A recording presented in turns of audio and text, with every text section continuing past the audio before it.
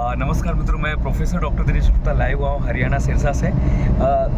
सवाल एक हमारे सामने जो आता है कि अगर हमारा माइंड डिप्रेशन में चला गया है, हमारा माइंड इन्फीरियर कॉम्प्लेक्स में चला गया तो क्या करना चाहिए। तो चलिए आज इसी पर हम चर्चा करते हैं। मेरे साथ में प्रिंस कंबोज सर हैं और हम बस यात्रा कर रहे हैं, सिरसा की तरफ ही जा रहे हैं। तो मित्रों, माइंड जो है ना, किसी ने बहुत अच्छी बात कही है, राह तो बड़ी आसान है, सारे मोड़ केवल मन के हैं। अगर हमने अपने मन को काबू में कर लिया, मन को अगर हमने कंट्रोल कर लिया, मन को अगर हमने प्रशिक्षित कर दिया, तो बस याद रखिए, कोई भी मन अच्छा या बुरा नहीं है, कोई भी मन अच्छा या बुरा नहीं है, केवल ट्रेन या अनट्रेन है। अगर मेरा मन ट्रेन है किसी काम के लिए, जैसे एक स्टूडेंट होता है और 10वीं पास करने के बाद वो डिप्लोमा इंजीनियरिंग में चला जाता है, तो इसका मतलब वो अपने माइंड को अब इंजीनियरिंग के लिए तैयारी कर रहा है। 10वीं पास करने के बाद एक स्टूडेंट आर्ट्स में चला जाता है, कला में चला जाता है, वो कला के लिए अपने माइंड को तैयार कर रहा है। एक स्टूडेंट चला जाता है कुछ मैकेनिक का काम सीखने के लिए गैरेज में, वो अपने मन को प्रशिक्षित कर रहा है कला के लिए। उसी तरह से मित्रों, बहुत सारे लोग अपने मन को प्रशिक्षित कर रहे हैं निगेटिविटी के लिए, और जाने अनजाने में वो अपने मन को ऐसा फुसला रहे हैं, इतनी गलत ट्रेनिंग दे रहे हैं डिप्रेशन में जाने की। वो हर चीज़ को पर्सनली ले रहे हैं, हर चीज़ को दिमाग में डाल रहे हैं, हर चीज़ को वो राई का पहाड़ बना रहे हैं।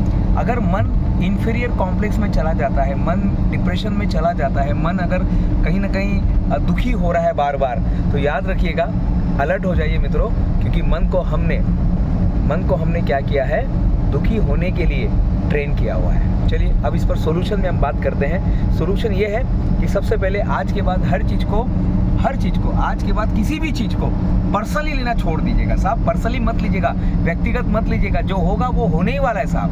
आप क्या करने वाले, क्या सोचने वाले, अरे उसने मुझे ग्रुप से निकाल दिया, अरे उसने मेरे साथ ऐसा किया, अरे उसने मेरी बदनामी की, अरे 4 आदमी के सामने उसने मुझे ऐसा बोला, अरे लोगों के सामने ऐसा बोला। अरे छोड़ो ना यार, क्यों सब सोच रहे हो सब।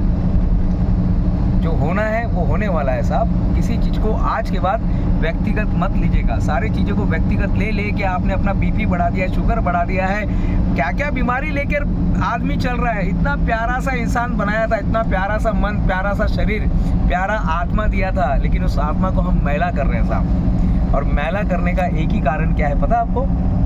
मैला करने का कारण है दिमाग में गलत बातें डाल दिया है।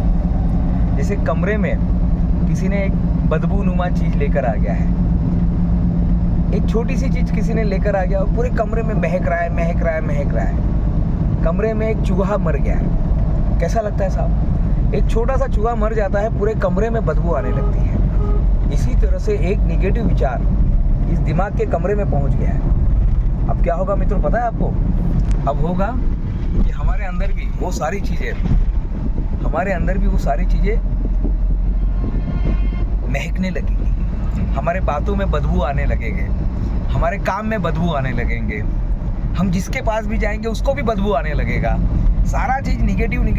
इसलिए देखिए ना, कभी कुछ लोगों को मिलके बहुत अच्छा लगता है, सुकून लगता है, और कुछ लोगों को मिलके भले ही वो कितना भी पैंट शर्ट कोट शूज़ वगैरह कितना भी पहन के आए, लेकिन उसके पास ना ठहरने का अच्छा नहीं लगता है।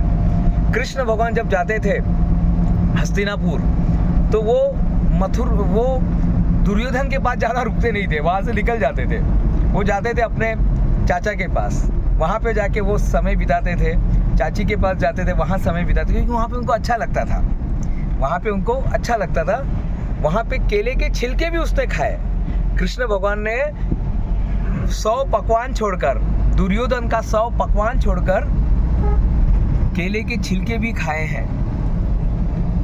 तो हमें जहाँ अच्छा लगता है, ये हमारे पर्सनैलिटी ग्रूम करती है। जब हमारे अंदर पॉजिटिव सोच आते हैं, पॉजिटिव विचार आने लगते हैं, इसलिए कुछ होता ना कि, इसलिए कभी देखेंगे ना तो बहुत बार ऐसी होती है ना कि बहुत सारी पत्नियां जो होती है बार बार मायके क्यों जाती है, उसके पीछे कारण ये है कि उसको मायके में बहुत अच्छा लगता है, सुकून मिलता है। माँ के पास जाना, माँ के साथ रहना उसको सुकून लगता है। इसलिए जब भी वो गुस्सा होती है, कभी कभी झगड़ा हो जाता है, कुछ होता है, तो पत्नियां जो होती है वो अपने मायके चली जाती हैं। अब मैं आपको बता रहा हूँ मित्रों, हमारा जो सब्जेक्ट है, अब डिप्रेशन में चला गया तो क्या करें, तो शब्दों से ठीक कीजिएगा। आज के बाद किसी चीज़ को पर्सनली मत लीजिएगा, किसी भी चीज़ पर अपनी राय जल्दी मत दीजिएगा, थोड़ा सा रुकिएगा। कई बार हम अपनी राय दे देते हैं, सामने वाले को ठेस पहुंचा देते, तो सामने वाला भी छोड़ने वाला है क्या आपको? नहीं। तो वो हमें विवादों के बीच में, विवादों से बचने का एक ही फार्मूला है कि विवादों में पड़े ही ना।